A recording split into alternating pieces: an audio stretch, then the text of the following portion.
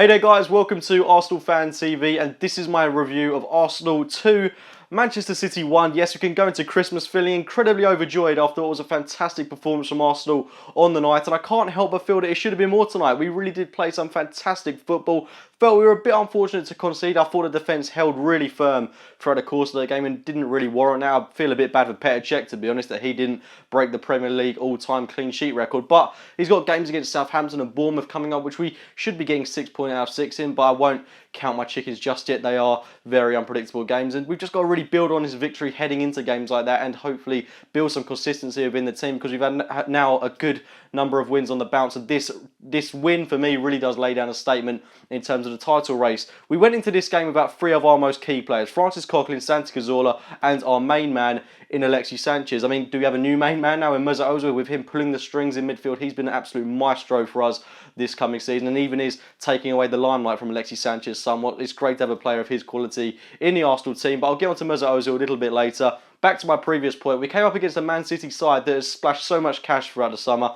Players like Raheem Sterling, Kevin De Bruyne, a centre-back partnership which equated to about 70-odd million compared to our centre-back partnership of Mertesacker and Koscielny, which cost no more than about, 20-25 million. To beat that City side, which was nearly full strength, let's not forget as well, the only real absentee was Vincent Kompany, which you could argue is a game changer. But on the flip side, without Coquelin, without Sanchez, those are game changers. I can't help but feel if those players were in the squad, and I'm not being arrogant, I do feel we could have won this game about, 4 or 5-0. I thought we were that good on the night. City did have their chances, let's not get too carried away here. They really did have a good couple of chances throughout this game. They could quite easily have gone 1-0 up in the first half through Kevin De Bruyne if it wasn't for him being selfish. He saw his shot go wide at the far post with Petr Cech. If it had squared to David Silva, could have quite easily been 1-0 to City in the early stages. But our defence really did hold firm. There was about a 10-15 minute period in the first half where Toure, etc. were really putting some pressure on the Arsenal goal, but weren't really having that clear breakthrough. They were having lots of pop shots, but nothing really clear-cut and on target. We got our goal, which was an absolutely fantastic one from Theo Walcott, kind of originated out of absolutely nothing, but he intercepted the pass from Mesut Ozil, which I think was aimed for Nacho Monreal, but a good interception nonetheless by Theo Walcott, and a peach of an effort past Joe Hart into the top corner of there, and Walcott really did need that goal. Fantastic for him, playing out on the wing. I mean, the confidence must be thriving for our forward men. That front three for me of Walcott, Campbell and Giroud is the most hard-working front three that we've got at the club. I mean, it might not be the best in terms of technical ability. Yes, when Alexis Sanchez is fit, he should come back into the starting 11, but the way they track back, Joel Campbell especially, thought was fantastic in the defensive department. The skill and attributes these players have got really is exciting to see, and they work so hard for the team, and the effort that those three put in certainly were value for their performances tonight. So really glad to see that, and Walcott capping it off with a goal tonight. I thought he put in an extraordinary performance, and you've got to say Walcott does really turn it up in a big game. So really pleased with Walcott making it 1-0 to the Arsenal, and not too long after, stroke of half time,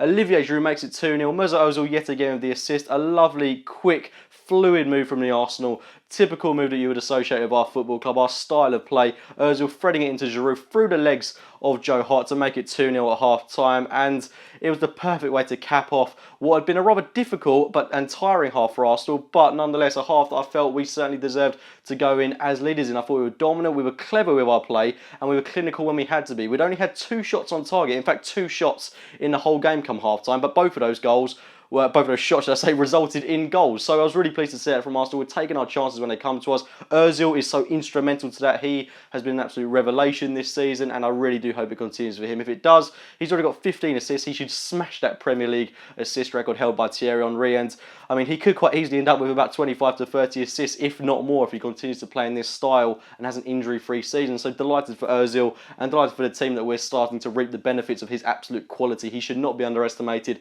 Fantastic footballer to have at Arsenal Football Club. It's going to be great to see him link up with Alexis Sanchez when he returns to full fitness. And just mentioning briefly Alexis Sanchez, it does seem that he's not going to be back till January the 10th, so a little bit of a blow there, but do we want to really interrupt that front three that we've got going on at the moment of Giroud, Walcott and Joel Campbell? I don't think we do. It's really given them a time to shine, but let's hope that Sanchez has a speedy recovery and is in the squad ASAP, because he will bring some much needed quality to this Arsenal side. I say much needed quality, much needed depth more like, because we do seem to have the quality going forward if we're able to pull off victories like this. Going into the second half, this is where I feel we should have really built on the 2-0 lead that we already had. Joel Campbell had a great chance on goal, felt he should have scored that, and the best one of the bunch, probably Aaron Ramsey. A lovely fluid move once again from Arsenal, put in one-on-one with Joe Hart, and really did lack that killer instinct there. Disappointed not to see Ramsey bury that in the back of the net, and we were punished a little bit later on for not taking chances when they came to us, and it really was squeaky bum time after Yaya Toure made it 2-1. Bit of a fluky shot. I'm not too sure if he went for goal or if it was a cross, but it really did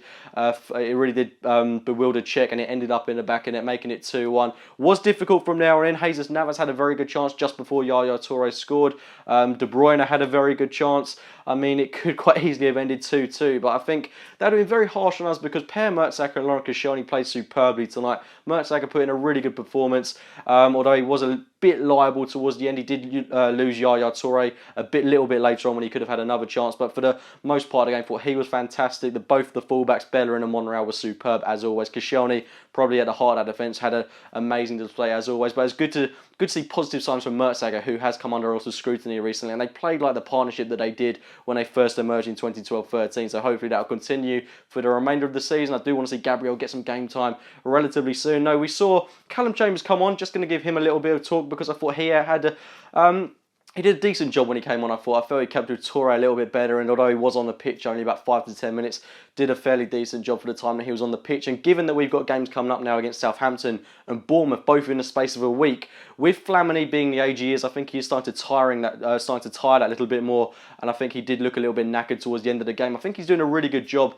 He's not doing a fantastic job. He's not the player that we, ideally want in that central defensive midfield role. But I mean, that's not really Flamini's fault. I think he's doing the best that we can ask of him. He's about 31 years of age. He really is putting his heart on the line with Arsenal. Puts in a top hard-working performance every single game. He does lose the ball every now and then, but I mean, it's not really his fault that he's in the situation he has to be, where he's having to play so often. I do hope we invest in January, but for one of those games against Bournemouth or Southampton, I think we've got to bring in someone like Callum Chambers to fill that central defensive midfielder and give Flamini a little break, because he is starting to tire, in my opinion. But maybe you can play the next 2 games. Only time will tell. But a 2-1 win against Man City, we really did hang in there in the end, but I mean, I'm absolutely delighted with this win. In terms of the title race, yes, we are still behind Leicester, and long may Leicester continue their vain run of form, because I absolutely love seeing them at the top of the table. I hope they finish as high as they possibly can do, just as long as we finish above them. Ideally, they could finish second and we finish top of the pack. That would be a superb way to cap off the season if Leicester are able to get a top 4 finish. But, I mean, great result this evening. I'm really looking forward to Christmas now. This has really made my early Christmas present. Indeed, I do hope you're all looking forward to Christmas, and I hope this has been somewhat of an early gift for you to unwrap. And I mean, we go into these games against Bournemouth and Southampton, should I say, which will not be easy games, especially that game against Southampton on Boxing Day. That really is a ground that hasn't been kind to us, St Mary's. I hope we can get the win there. But Southampton haven't been all that good this season. They recently lost 2-0 to Spurs, so I'd hope we'd go there and at least get a scrappy 1-0 win. That would do me, and then go and beat Bournemouth. 6 points out of 6 I am expecting, but I mean, this league is precarious. I just hope we're able to be consistent now and win the games that we're supposed to, because we do have some winnable fixtures coming up and we have to capitalise on other teams' misfortunes. 4 points above City now, 7 points above United and Spurs. I mean, we are starting to open up a little gap between us and our title challengers, so I really am looking forward to seeing how we cope going into the new year, especially with Alexis Sanchez, Jack Wilshere, Danny Welbeck, all these players coming back into the fold for Arsenal, especially if we're able to reap the benefits of the January transfer window, which I sincerely hope we invest in. It could be an exciting season for Arsenal, and for the first time in a long time, I genuinely believe that we can go on to win the title. Just a case of keeping our key players fit, and let's just see what we could do. But anyway, guys, I'm not going to get too ahead of myself. It was a fantastic result tonight. Please do get your thoughts on the game in the comments box below. Like the video if you have enjoyed it. Subscribe to Arsenal Fan TV if you are new to the channel. And as always, I'll be speaking to you very soon.